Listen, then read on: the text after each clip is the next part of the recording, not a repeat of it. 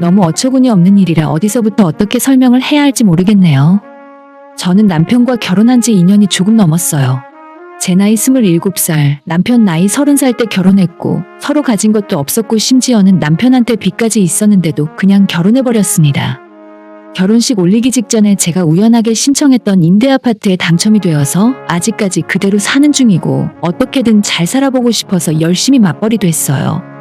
아이는 일찌감치 포기했던 이유가 제가 어릴 때 교통사고를 크게 당한 적이 있는데 아직까지 후유증이 남아있고 주기적으로 약을 먹어야 할 정도예요. 완전히 임신이 불가능한 컨디션은 아니지만 병원에서도 안 하는 게 낫다고 말씀하시더라고요. 남편도 그렇게까지 아이를 좋아하는 건 아니라서 일찌감치 아이는 포기했었죠. 저는 작은 회사에 다니고 있는 평범한 사무직이고 월요일부터 금요일까지 매일 9시에 출근해서 5시 반이면 퇴근합니다. 월급이 그렇게 많은 편은 아니지만 제 체력으로 이것보다 더 힘든 일은 하기 힘들어요. 남편은 저와는 반대로 굉장히 육체적으로 힘든 일을 하고 있습니다. 건설 쪽 장비를 운전하는 일을 하는데 보통 집에서 새벽 5시면 일어나서 나가는 편이고 일찍 퇴근하는 날은 거의 없어요. 보통 8시가 넘어서까지 잔업을 하고 녹초가 되어서 집에 들어와요. 일거리에 따라서 현장을 옮겨 다니기 때문에 다른 지역으로 가서 일을 하는 날도 많고 그럴 때면 집에 못 들어오는 경우도 많죠. 일주일에 6일을 보통으로 일을 하고 대신 겨울에 많이 쉬는 편입니다. 힘든 만큼 돈은 저보다 훨씬 많이 벌더라고요. 결혼하고 나서 경제권은 남편이 저한테 준다고 말은 했었는데 막상 같이 살고 보니 월급 받는 돈을 전부 저한테 준다는 소리는 아니었고 자기 쓸 거 다 쓰고 카드값이며 장비 할부금에 시부모 용돈까지 싹 다 빼놓고 남은 돈을 저한테 주는 겁니다. 월급은 많이 받는 것 같은데 정확하게 얼마인지 제가 알 수는 없고 이래저래 다 빼고 남는 돈이라며 저한테 가져다 주는 돈은 매달 100만 원 남짓이에요. 많이 주는 달에는 150 정도 준 적도 있었고 일거리가 없는 달에는 아예 주지 않은 적도 많습니다. 그래도 돈 때문에 제가 불만을 가진 경우는 거의 없었는데 애초에 우리 두 사람 모두 기댈 곳 없는 가난한 집안 출신이고 서로 말만 잘 통하면 그런 건 중요한 문제가 아니라고 생각했어요. 연애할 때는 서로 잘 맞는다 생각했는데 결혼하고 같이 살다 보니 오히려 맞는 게 하나도 없었습니다. 제가 고등학교 졸업하자마자 집에서 독립하고 혼자 자취하며 살아왔고 나름대로 혼자 살면서 살림하는 데는 도가 텄다고 생각합니다. 청소 빨래 같은 것도 야무지게 잘하고 특히 요리는 혼자 유튜브 보면서 웬만한 음식은 다 만들어 먹을 수 있어요. 가끔 친구들 초대하면 다들 저한테 요리 잘한다고 했었고 반찬 만들어서 선물하면 그렇게나 좋아하길래 진짜 잘하는 줄 알았습니다. 하지만 결혼하고 나서 남편은 제가 하는 음식이 다 맛없고 별로래요. 안 그래도 입이 짧은 사람이고 힘든 공사일을 하면서 식당 음식에 길들여져서 그런지 아주 맵고 짜고 달고 자극적인 음식만 좋아합니다. 치킨이나 떡볶이 같은 배달 음식만 먹어대고 제가 집에서 국 끓이고 반찬을 아무리 열심히 만들어 놓아도 자기 입맛에 안 맞으면 손도 대지 않아요. 그냥 라면이나 끓여줘도 되는데 뭐하러 이런 걸 다 만들어서? 나 나물 같은 풀떼기는 먹지도 않는데. 원래 음식이라는 게 먹는 사람이 맛있게 잘 먹어주면 해주는 입장에서도 기분 좋고 더 잘해주고 싶은 게 인지상정이잖아요. 그런데 뭘 만들어도 저런 식으로 반응하니까 집에서 밥 해주기도 점점 싫어졌습니다. 저희가 사는 집이 아무래도 임대주택이고 건물 연식마저 오래되다 보니 이것저것 사는데 불편함이 많았습니다. 매달 내는 임대료가 저렴한 것이 참 마음에 들었는데 그 말고는 장점이라고 할 만한 것이 거의 없었죠. 옆집 TV 소리에 위층 화장실 물 내리는 소리까지 다 들릴 정도로 방음이 엉망이었고 여름엔 덥고 겨울엔 춥고 기본적인 단열에도 문제가 많았어요. 더운 건 그럭저럭 참을 수 있는데 베란다 샤시가 바람이 숭숭 통하는 바람에 겨울이 되면 보일러를 아무리 틀어도 추워요. 사람이야 추워도 옷을 덮겨 입고 이불 안에 들어가 있으면 된다고 하지만 가전제품은 그렇지 않더라고요. 겨울이 되고 한파가 몰아치는 날에는 베란다에 있는 세탁기까지 다 얼어붙어서 빨래를 돌릴 수도 없습니다. 남편이 일하고 돌아오면 먼지에 땀에 엉망이 되기 때문에 급한 빨래는 집 근처에 있는 코인 빨래방까지 달려가서 하고 오는 경우도 있었어요.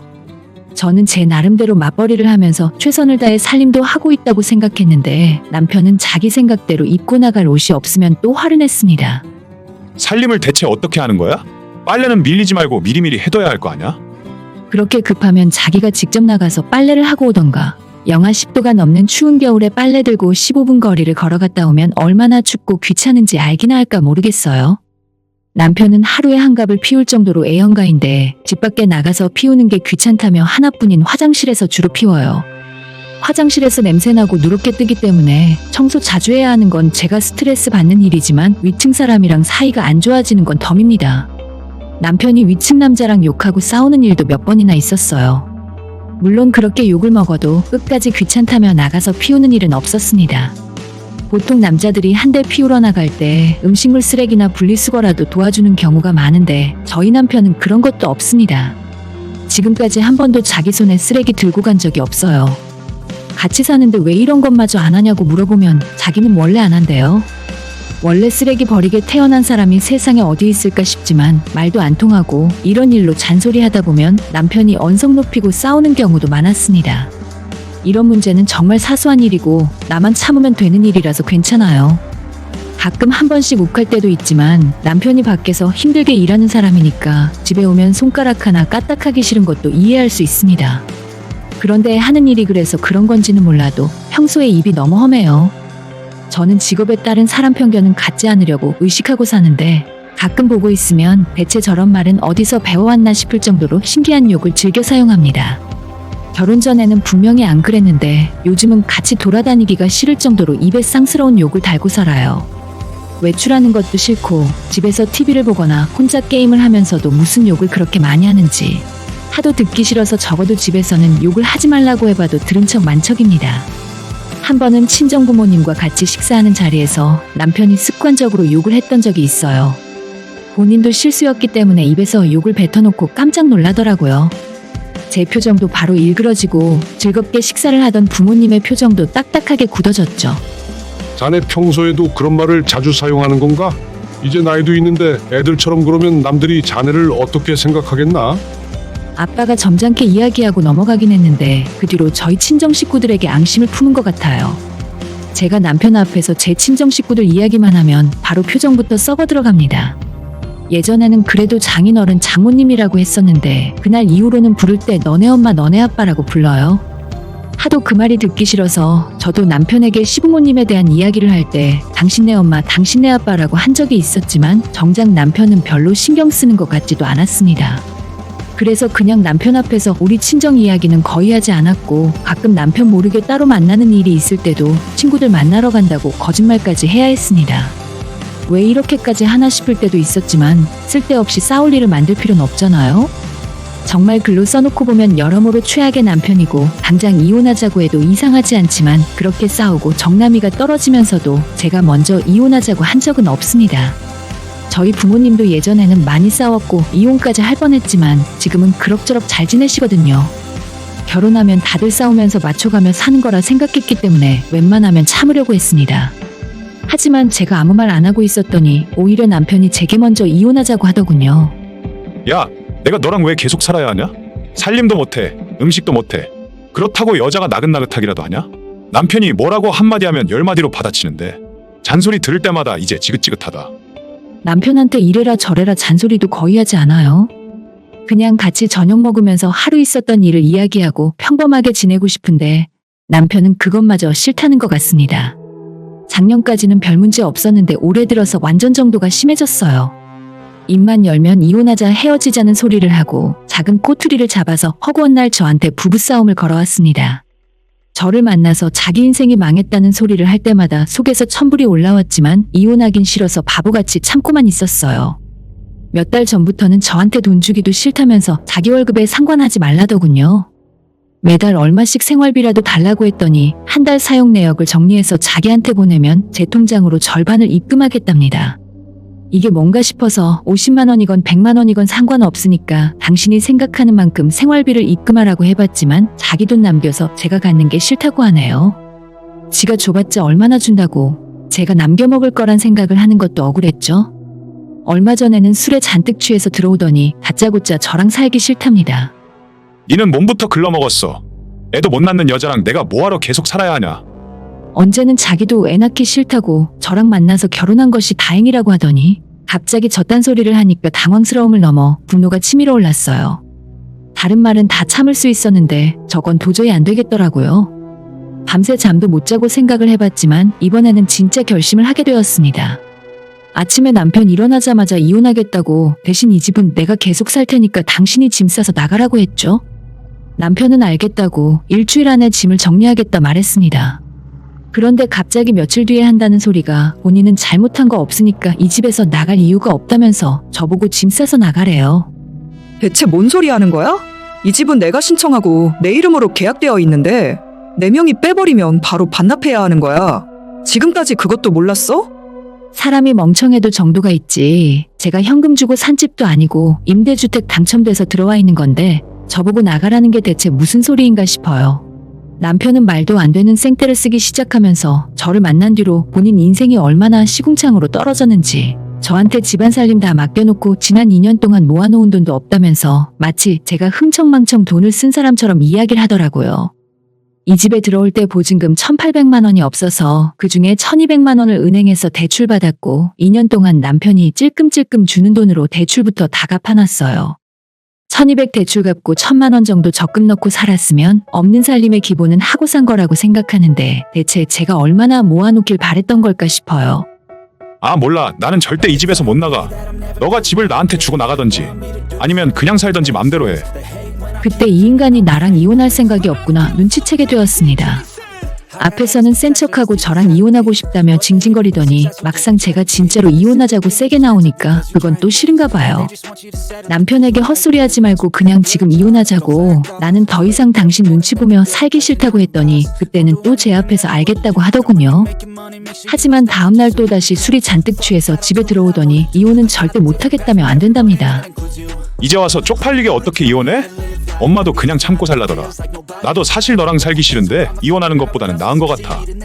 이게 대체 무슨 말인가 싶었습니다. 나랑 살기는 싫은데 이혼하기는 싫고 대체 뭐 하자는 건지 모르겠어요. 얼마나 저를 만만하게 생각했길래 이따위 소리를 하는지.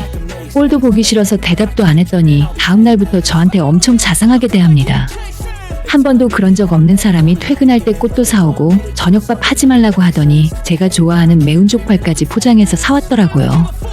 왜 갑자기 안 하던 짓을 하고 그래? 먼저 이혼하자고 한 사람은 당신이잖아. 이혼하자니까? 나는 더 이상 같이 살고 싶은 생각이 없다고.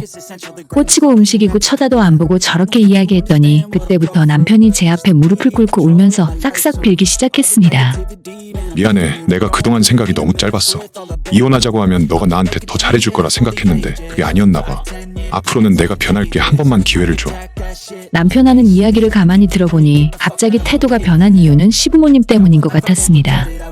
남편과는 달리 시부모님은 평소 저한테 나쁘게 대한 적 없으시고 오히려 결혼해줘서 고맙다는 말씀도 많이 하실 정도였어요. 그런 시부모님이 갑자기 저희가 이혼한다고 하니까 남편 보고 집에 들어올 생각도 하지 말라고 하신 것 같더라고요.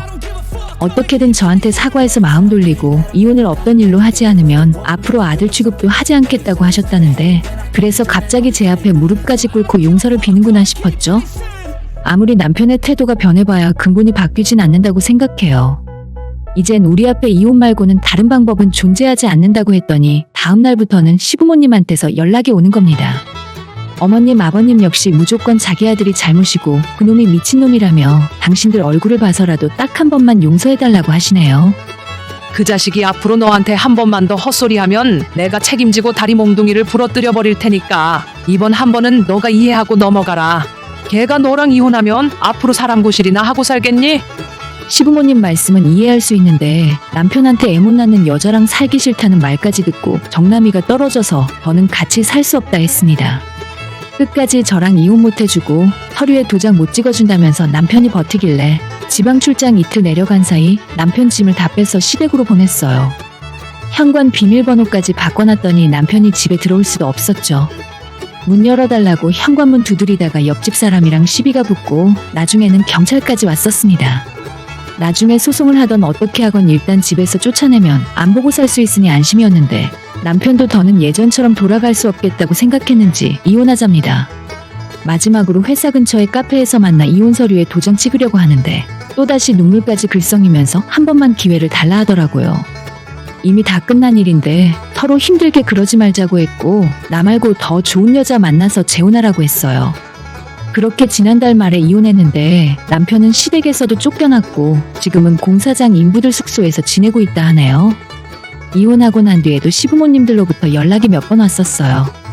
제 탓은 하지 않으셨고 본인들이 자식 교육 잘못시켰다며 미안하다 하시는데 뭐라 할 말이 없어서 입 다물고 있었네요. 결혼 생활 2년 동안 저는 할 만큼 다 해본 것 같아서 후회도 미련도 전혀 남지 않아요. 참을 만큼 참아봤고 찬바람 몰아치는 한겨울에 남편 빨래 들고 코인 세탁소까지 뛰어갈 정도로 헌신했어요. 그래서 아무 미련도 없고 이혼하니 속 시원하고 후련했습니다. 남편은 뒤늦게 저보고 못해줘서 미안하다고 꼴값을 떠는데 결혼 생활할 때나 잘하지 이제 와서 그런 소리를 해봤자 뭐합니까? 조용히 제 인생에서 사라져주는 것이 마지막으로 저를 위해 할 수 있는 일인 것 같네요. 둘이 살면서 집이 좁다 생각하고 답답했었는데 남편 하나 쫓아내고 나니 얼마나 쾌적한지 모르겠습니다. 오늘의 사연은 여기까지입니다. 구독과 좋아요, 알람 설정 부탁드려요. 다들 행복하시고 좋은 하루 되세요.